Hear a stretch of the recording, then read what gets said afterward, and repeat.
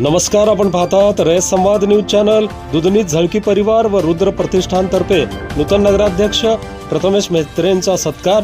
दुधनीचा विकास करण्याची ग्वाही.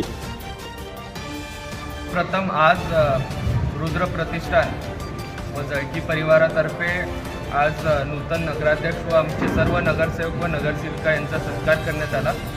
जसं पत्रकार साहेबांनी आम्हाला प्रश्न विचारला की आम्हाला जे बहुमत दिलेलं आहे हे बहुमत म्हणजे आमच्या परिवाराचे व आमच्या मेत्रे परिवारावर प्रेम करणारे कार्यकर्ते असतील, मित्र असतील, वडीलधार मंडळी असतील, त्या सर्वांचे म्हणजे तुम्ही बघू शकता की स्वर्गीय सातलिंगप्पा मेत्रे साहेबांपासून ते माजी मंत्री सिद्धारामजी मेत्रे साहेब असतील, शंकर मालक असतील, आमची आई वैशाली मेत्रे असतील, या सर्वांनी सर्व घटकांना पुढे घेऊन सर्व घटकांच्या वेळोवेळी समस्या सोडवायचा प्रयत्न केलेला आहे. सर्व समाजांना एकत्र घेऊन पुढे आलेलं असा आमचा परिवार आहे. म्हणून मला वाटतं हे फळ, हे परिश्रम या सर्व दुधनी गावाचं आहे. कारण की तुम्ही गेल्या 9 वर्षापासून आमच्या हातात सत्ता नव्हती आणि आमचे जे दुधनीची विकास 100% मी सांगू शकतो की आमची थांबलेली आहे. APMC मार्केट यार्डात काय अवस्था आहे तुम्ही बघू शकता. आत्ता डिसेंबर एंड आलेला आहे.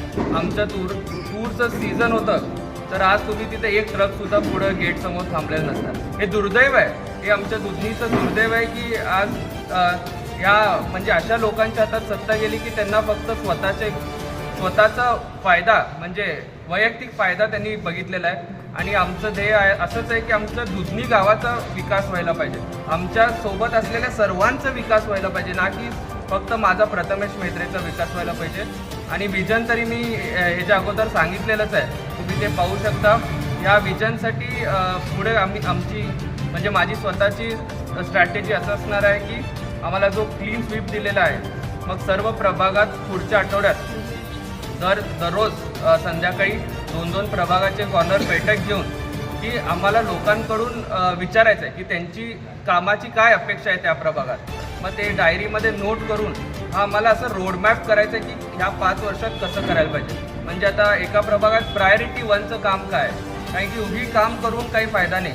त्या लोकांच्या समस्या सोडवायला पाहिजेत किंवा त्यांचं जे काही कठीणाई आहे म्हणजे त्यांचं थोडं तरी 1% तरी कमी व्हायला पाहिजे.